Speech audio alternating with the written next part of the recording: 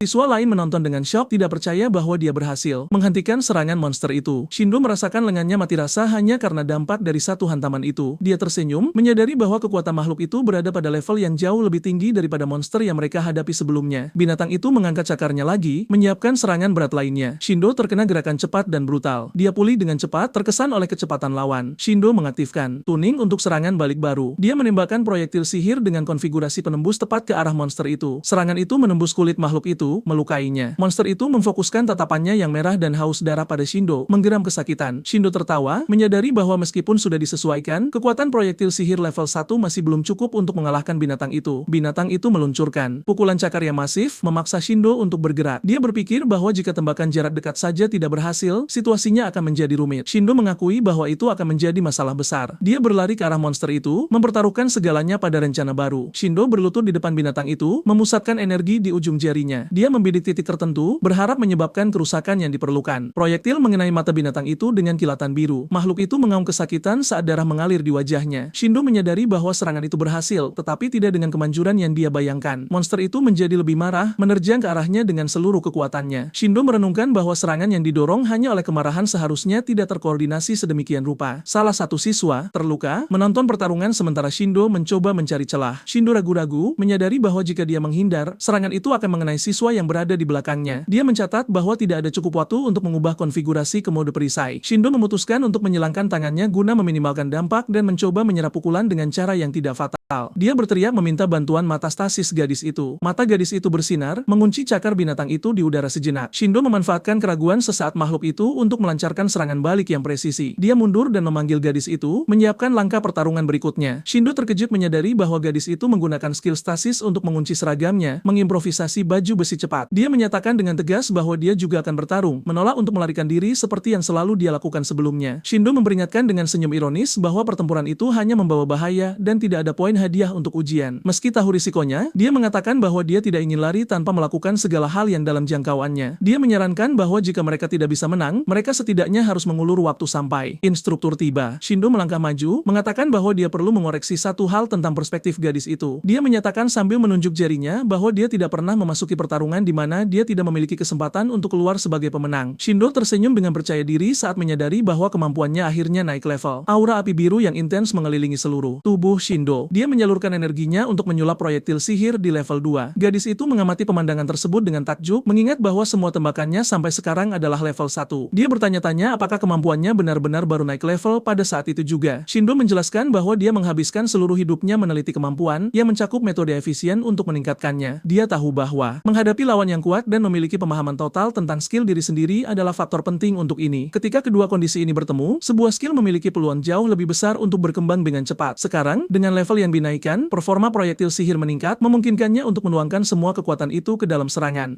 Dia menyesuaikan kembali tuning skill ke mode tembakan penembus. Piercing Shot. Shindo membidik langsung ke arah binatang yang mengaum di depannya. Dia mengumpulkan semua energi dalam tembakan terkonsentrasi. Serangan penembus itu mengenai sasaran tepat, menembus tubuhnya dan membuatnya mengaum kesakitan. Irregular itu mengeluarkan darah, tidak mampu menahan kerusakan dahsyat yang diterimanya. Shindo tetap mengarahkan jarinya, mengamati efek tembakannya. Binatang kolosal itu tumbang mati. Di hutan, melepaskan asap dari lukanya. Gadis itu tercengang menyadari bahwa kekuatan destruktif Shindo benar-benar berbeda dari beberapa saat yang lalu. Pengumuman di lokasi memperingatkan bahwa ujian telah berakhir dan semua siswa harus segera kembali. Gadis itu heran dengan akhir yang mendadak, sementara Shindo hanya menyatakan bahwa waktunya habis. Shindo khawatir, mengetahui bahwa jika irregular itu bernilai 0 poin, promosinya ke kelas B akan menjadi tidak pasti. Meski begitu, dia merasa lega melihat tidak ada seorang pun yang akhirnya mati dalam proses tersebut. Inspektur akademi tiba di tempat kejadian dan menemukan tubuh irregular yang dikalahkan di tanah. Inspektur terkejut mengetahui bahwa seorang siswa kelas D bertanggung jawab untuk mengalahkan makhluk tersebut. Profesor Yodabashi menggigit kukunya karena marah, bersikeras bahwa Shindo pasti telah berbuat curang. Instruktur lain menegur Yodabashi karena meragukan siswanya sendiri, menyarankan bahwa sikap seperti itu menjelaskan mengapa dia hanya mengurus kelas D. Inspektur bertanya bagaimana mereka harus menangani situasi yang belum pernah terjadi sebelumnya. Instruktur merenungkan bahwa rekaman membuktikan kemenangan Shindo, tetapi aturan ketat mengatakan bahwa monster itu bernilai 0 poin. Namun, dia memutuskan untuk membuat pengecualian dan memberikan poin khusus kepada Shindo karena telah memprioritaskan nyawa rekan-rekannya di atas nilai ujiannya. Inspektur terkejut memahami konsekuensi dari keputusan itu. Pengumuman resmi mengungkapkan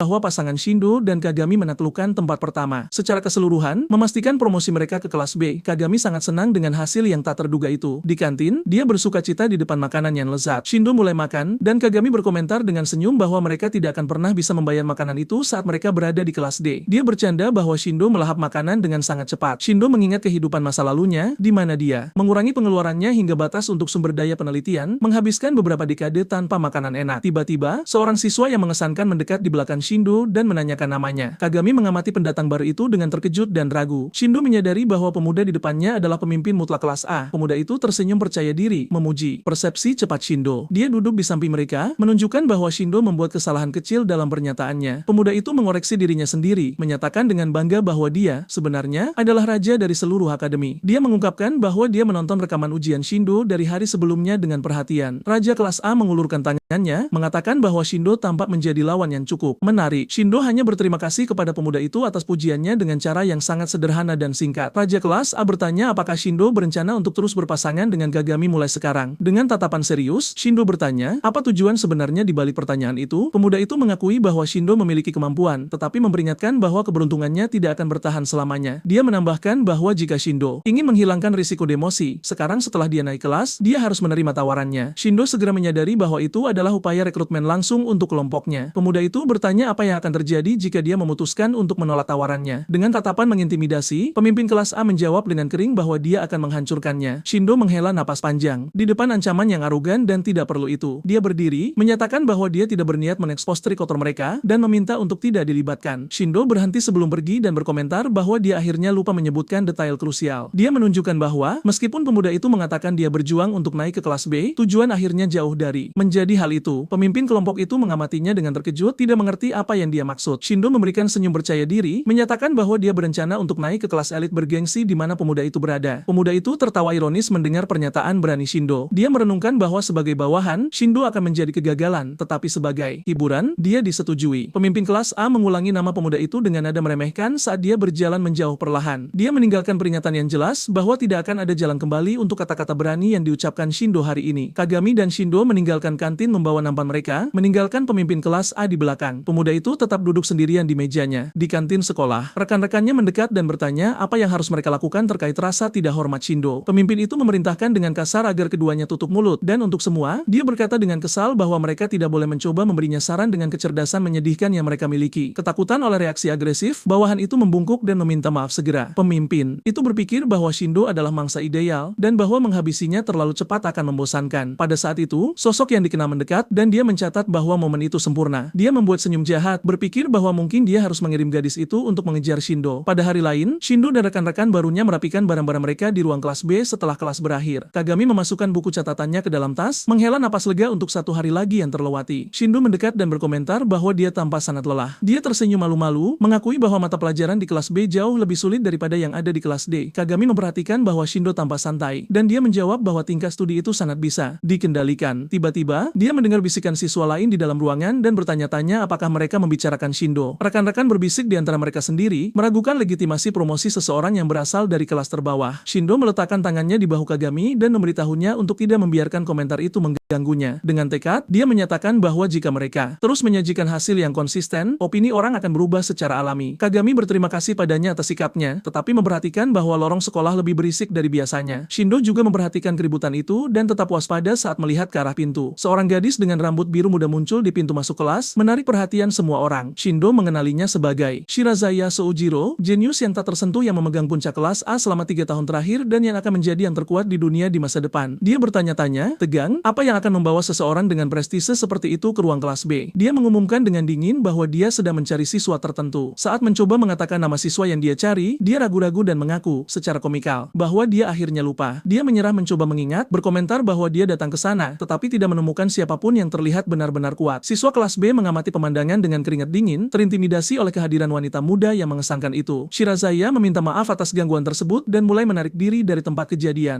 Pada saat itu, Shindo memutuskan untuk menunjukkan dirinya dan memanggilnya. Dia bertanya apakah siswa yang dia cari mungkin adalah Shindo Kazuki. Iklim ketegangan ekstrim tercipta saat tatapan Shindo dan Shirazaya akhirnya bertemu. Shirazaya meletakkan tangannya di kepalanya dan memastikan dengan ketidakpedulian bahwa itu mungkin memang nama yang dia cari. Shindo melangkah maju, berpikir bahwa situasi itu akhirnya terungkap dengan cara yang menguntungkan. Dia berjalan dengan tegas dan menatap matanya, menantangnya secara terbuka untuk berduel. Pemuda itu tahu bahwa dia mungkin hanya seorang siswa sekarang, tetapi di masa depan, dia akan memerintah di puncak dunia. Dengan tinju terkepal, Shindo merasakan keinginan membara untuk menguji sejauh mana tulingnya bisa mencapai melawan dia. Tiba-tiba, ketua OSIS mendekat dan menanyakan alasan di balik keributan itu. Shirazaki Jiro, peringkat kedua yang jenius dari kelas A, mengamati situasi dengan serius. Para siswa di sekitar mulai berbisik, terkejut dengan kedatangan sang ketua OSIS yang tak terduga. Ia membetulkan kacamatanya dan bertanya apa sebenarnya yang ia lakukan di sana. Sang ketua menunjuk Shindo dengan santai, menjelaskan bahwa pemuda itu rupanya ingin berduel dengannya. Sang ketua OSIS menanyakan tentang duel tersebut, teringat bahwa penggunaan lapangan latihan diperbolehkan jika kedua belah pihak setuju. Pemimpin kelas A mendekat bersama bawahannya, berkomentar bahwa keadaan mulai menarik. Ia memberikan senyum provokatif saat melihat seorang penantang yang tak kenal takut akhirnya muncul. Ia mengatakan kepada sang ketua bahwa, sebagai jenius terhebat sejak akademi ini didirikan, ia sebaiknya menerima sesi latihan singkat ini. Sang ketua OSIS meliriknya dengan curiga, bertanya apa yang ia rencanakan dengan provokasi itu. Tak gentar, ia meletakkan tangan di kepalanya dan memutuskan untuk menerima tantangan itu saja. Ia setuju untuk menyelesaikannya agar bisa segera pulang. Pemimpin kelas A merayakan kesepakatan kedua pihak. Setelah menarik perhatian sang ketua OSIS, suasana berpindah ke arena latihan megah di bawah langit cerah. Kagami memperhatikan Shindo dengan cemas, tidak mengerti alasan di balik tantangannya. Sang ketua OSIS mengaku ia sempat mengira mereka memiliki urusan yang belum selesai, namun menyadari situasi sebenarnya berbeda. Ia bertanya-tanya mengapa Shindo bersikeras melakukan duel nekat melawan yang terbaik di akademi. Shindo mengungkapkan motif aslinya untuk menghadapi sang lawan dalam pikirannya. Ia mengaku ingin melihat seberapa efektif kekuatannya saat ini melawan kekuatan sang ketua. Sang ketua OSIS mendengarkan penjelasan itu dengan serius dan membetulkan kacamatanya. Dengan senyum ramah, ia berharap Shindo bertarung dengan segenap kemampuannya. Ia berjalan ke arena dan mengambil posisi untuk memandu dimulainya pertarungan. Sang ketua OSIS memperingatkan bahwa tidak seperti lapangan lain, mereka tidak bisa menghancurkan segalanya di sini. Ia memperingatkan lawannya agar tidak menggunakan teknik penghancur itu selama duel. Sang ketua menjawab dengan meremehkan bahwa tidak perlu menggunakan seluruh kekuatannya. Sang ketua OSIS mengambil posisinya dan mengumumkan dimulainya pertarungan secara resmi. Di tribun, para siswa berbisik bahwa Shindo hanya percaya diri karena dia naik kelas karena keberuntungan. Mereka berkomentar bahwa menantang siswa peringkat teratas tahun ini adalah kebodohan dan dia tidak bisa melihat kenyataan. Kagami menggenggam tangannya erat-erat, bersorak dalam diam untuk Shindo. Sang ketua OSIS mengangkat tangannya dan memberi aba-aba bagi keduanya untuk memulai pertempuran. Kedua lawan saling menatap dengan keseriusan mutlak, menunggu saat yang tepat. Ia mengizinkan dimulainya pertarungan dan keduanya langsung bersiap untuk langkah pertama. Shindo mengaktifkan proyektil sihir dengan konfigurasi penusuk, sementara sang ketua memanggil proyektil es tingkat 3. Mantra tersebut bertabrakan di udara dengan kecepatan tinggi dan kilauan kebiruan. Sang ketua meringis karena usaha saat menyadari kekuatan luar biasa dari dampak serangan Shindo. Tabrakan itu menghasilkan ledakan energi besar dan serpihan es di arena. Shindo tersenyum mengejek dan bertanya apakah dia akhirnya berhasil menarik perhatian sang ketua. Para penonton di tribun terkejut melihat proyektil sihirnya mampu mengimbangi serangan elemen tingkat 3. Kagami bersukacita melihat bahwa bahkan melawan lawan kelas A, Shindo tidak mundur sedikit pun. Shindo menilai bahwa pertukaran sebelumnya membuat tempo pertarungan berpihak padanya, tetapi ia tahu tidak boleh lengah. Ia fokus, sadar bahwa ia perlu mendaratkan pukulan telak untuk mengambil kendali penuh. Pemuda itu merapalkan proyektil sihir baru dan mulai menyesuaikan tuningnya. Sang ketua menghindari serangan itu dengan gerakan menghindar yang gesit dan presisi. Shindo menyadari bahwa meski proyektilnya fokus penuh pada kecepatan, sang ketua masih terlalu cepat untuk dikejar. Ia mengubah taktik dan memilih menggunakan tuning dengan gaya difusi area. Beberapa mantra jatuh secara bersamaan, memaksa sang ketua menghindar secara akrobatik berkali-kali. Shindo menangkis serangan Hamako dengan tendangan cepat sambil menyilangkan tangan dengan kuat, merasakan dampak fisik yang besar dari lawannya. Pemuda itu terseret ke belakang oleh kekuatan pukulan tersebut dan terkejut dengan kelincahan luar biasa yang ditunjukkan oleh gadis itu. Ia menjadi melamun menyadari sang ketua mampu menangkis serangan sebelumnya dengan sempurna tanpa goresan sedikit pun. Shindo tersenyum menyimpulkan bahwa lawannya memiliki kemampuan legendaris yang dikenal di seluruh dunia sebagai mata persepsi jahat. Teknik langka dari seri mata jahat inilah alasan mengapa Hamako dianggap sebagai salah satu yang terkuat di dunia. Shindo mengarahkan jarinya dan memusatkan perhatian pada kilauan misterius yang terpancar langsung dari mata kanan lawannya. Kemampuan okular ini memungkinkannya untuk melihat sebelumnya lintasan tepat dari semua niat jahat musuh. Ia dapat memprediksi jalur serangan apapun dan menghindar dengan mudah menggunakan refleks yang ditingkatkan oleh kemampuannya. Hamako menghindari mantra lain dari Shindo, menunjukkan bahwa gaya menghindar ini adalah fondasi dari seluruh metode pertarungannya. Gadis itu menyerang balik dengan cepat dengan memanggil proyektil sihir es tingkat 3 untuk menekan lawannya. Shindo bereaksi instan dengan membuat perisai sihir yang kokoh untuk menahan sepenuhnya tembakan es elemental. Ia menyadari tidak akan bisa memukul sang ketua hanya dengan meningkatkan kecepatan proyektilnya saat mata itu aktif. Shindo memetakan strategi baru dan memutuskan ia harus menyerang dengan tepat pada milidetik saat penglihatan sang ketua gagal. Kimiko merasa lintasan salah satu proyektil biru baru itu aneh dan menyadari sihir ini berperilaku sangat tidak biasa. Ia mencatat bahwa setiap tembakan yang dilepaskan Shindo memiliki tingkat kecepatan dan kekuatan yang sedikit berbeda satu sama lain. Sang gadis menyadari dirinya salah mengira dia hanya berganti-ganti antara konfigurasi dasar tingkat 1 dan 2. Ia menemukan bahwa Shindo dengan bebas mengubah setiap parameter kemampuannya untuk beradaptasi dengan tempo pertarungan. Namun, gadis itu menyunggingkan senyum. Menyadari ada pola konstan di balik semua tembakan pemuda itu. Ia menyimpulkan bahwa proyektil lambatnya menyebabkan jauh lebih banyak kerusakan sementara tembakan cepatnya jauh kurang destruktif. Karena serangan terkuat terlalu lambat, ia memutuskan untuk menabaikan tembakan ini untuk maju dengan cepat ke arahnya. Pemuda itu menyiapkan mantra terkonsentrasi lain yang mengaktifkan mode penusuk dari proyektil sihirnya untuk mencoba menahan kemajuannya. Kimiko melihat kelambatan bola biru itu dan memutuskan untuk melewatinya begitu saja untuk menutup jarak dan mengakhiri pertarungan. Ia mendekat dengan kecepatan penuh, yakin itu adalah momen sempurna untuk mendaratkan pukulan telak. Shindo tahu mata sang ketua memprediksi lintasan dengan membaca kebencian dan niat bermusuhan yang tertanam dalam setiap serangan yang diluncurkan. Ini berarti kemampuannya menjadi sama sekali tidak berguna terhadap tembakan yang tidak tidak membawa niat apapun. Ia merapalkan proyektil yang membuat lengkungan mengejutkan di udara dan menyerang sang gadis dari belakang dengan cara yang sama sekali tidak terduga. Sang gadis mendecakkan lidah karena lengah oleh serangan yang datang dari arah yang tidak bisa dilacak oleh kemampuannya. Tembakan itu mengenai lawan dengan presisi, menyebabkannya kehilangan keseimbangan dan mengeluarkan rintihan kesakitan dari dampaknya. Shindo mengungkapkan bahwa ia menunggu dengan sabar saat yang tepat di mana sang ketua akan menurunkan pertahanannya terhadap proyektil yang lebih lambat, menjelaskan bahwa kelemahan besar dari penglihatan khusus itu adalah ketidakmampuan total untuk memprediksi serangan tanpa niat langsung. Pemuda itu membuat gestur membidik dengan jarinya dan memperingatkan bahwa sang ketua akhirnya menekspos dirinya pada bahaya dengan jatuh ke dalam perangkap mentalnya. Shindo menambahkan bahwa melihat serangan yang datang tidak ada gunanya jika seseorang tidak lagi memiliki ruang fisik untuk menghindar. Terpojok, ia mencoba satu reaksi putus asa terakhir dan mulai merapalkan sihir elemennya yang kuat bernama Ice Paradise. Shindo menyiapkan tembakan berkekuatan tinggi dalam mode penusuk dan mengejek, mengatakan reaksi sang lawan terlalu lambat. Tiba-tiba, energi yang terkumpul di ujung jari pemuda itu hilang, dan ia terkejut melihat sihirnya gagal begitu saja. Shindo panik menyadari mantranya mengalami kegagalan casting kritis tepat di momen paling krusial dalam pertarungan. Ia melihat sekeliling dengan bingung dan menyadari bahwa gangguan sihir itu tidak datang dari kemampuan apapun milik Himikawa. Tidak dapat membela diri tepat waktu, Shindo terkena serangan es sang ketua dan menjerit kesakitan saat dia dijatuhkan. Juri segera mengakhiri pertarungan, menyatakan Himikawa Hisam sebagai pemenang besar duel di arena latihan. Shindo terkapar di lantai arena, menggerutu frustrasi karena kalah dalam perselisihan. Dengan cara yang sangat aneh dan tidak adil, para siswa di tribun mengejeknya, mengatakan dia menjadi sombong dan kehabisan energi, membuktikan bahwa kenaikan kelasnya hanyalah keberuntungan. Namun, Shindo terus terbaring di sana, termenung, mengetahui dengan pasti dia masih memiliki banyak sisa mana. Ia menumpukan tangannya di tanah dengan marah, menyadari seseorang secara rahasia menyabotase kemampuannya sebelum dia bisa menarik pelatuknya. Kagami berlari putus asa ke arahnya melintasi arena dan bertanya apakah dia baik-baik saja setelah menerima serangan sekeras itu. Shindo berdiri dan mengatakan dia baik-baik saja, meskipun ia tetap termenung, mencoba memahami siapa yang bertanggung jawab atas sabotase itu. Naojin membalikan punggung dengan jijik dan memutuskan pergi, sementara bawahannya terkejut dengan sikap pemimpin kelompoknya. Para siswa terus tertawa dan mengatakan Shindo sudah tahu tempatnya, sangat mengiritasi Naojin dengan percakapan itu. Pemimpin kelompok itu berbalik dengan kesal dan melotot ke arah rekan-rekannya, bertanya apakah mereka benar-benar percaya pada omong kosong yang mereka katakan. Para siswa merasa cemas dan bingung, tidak mengerti mengapa Naojin membela pemuda yang baru saja dikalahkan. Pemuda berambut merah itu berjalan pergi dalam diam, meninggalkan siswa lain yang cemas saat mereka membisikkan namanya. Himikawa mendekati Naojin dan bertanya langsung apakah dia yang menyebabkan kegagalan sihir Shindo. Ia menyangkalnya, mengatakan dia tidak akan pernah merusak kesempatan unik untuk menyaksikan kekuatan sejati pemuda itu. Menghadapi jawaban tulusnya, ia hanya menutup matanya dan memutuskan untuk mengabaikan topik itu tanpa mendesak lebih jauh. Saat dia meninggalkan tempat itu, gadis itu menjamin pada dirinya sendiri bahwa dia akan memastikan untuk mengingat nama Shindo Kazuki. Naojin menggaruk kepalanya, penasaran tentang siapa yang bisa mengganggu perselisihan di saat yang begitu penting. Ia memfokuskan pandangan termenungnya pada arena, masih terkesan dengan serangan misterius terakhir yang dilepaskan oleh Shindo. Naojin tersenyum jahat, menyadari bahwa anak itu jauh lebih menarik dan berbahaya daripada yang ia bayangkan. Di momen lain, Kagami merayakan dengan antusias setelah berhasil memecahkan soal sulit di buku catatannya. Keduanya terus belajar dengan sabar di perpustakaan untuk mempersiapkan ujian sulit yang akan datang. Shindo menjelaskan bahwa fungsi kemampuan sihir mengikuti beberapa prinsip logis yang diabaikan banyak orang. Ia mengungkapkan bahwa pengetahuan mendalam ini tidak ada dalam buku teks umum yang digunakan siswa lain. Kagami terkesan menemukan tingkat dedikasi dan studi ekstrim yang dimiliki pemuda itu tentang subjek tersebut. Shindo meminimalkan situasi dengan mengatakan ia belajar sebagai hobi dan tidak perlu melangkah sejauh itu hanya untuk lulus. Ia berterima kasih padanya atas bantuan dalam studinya karena konten saat ini sangat berbeda dari apa yang mereka lihat di kelas D. Kagami membuka senyum indah saat merasa dia akhirnya akan berhasil menghindari nilai gagal pada evaluasi berikutnya. Shindo mendorongnya untuk terus berlatih,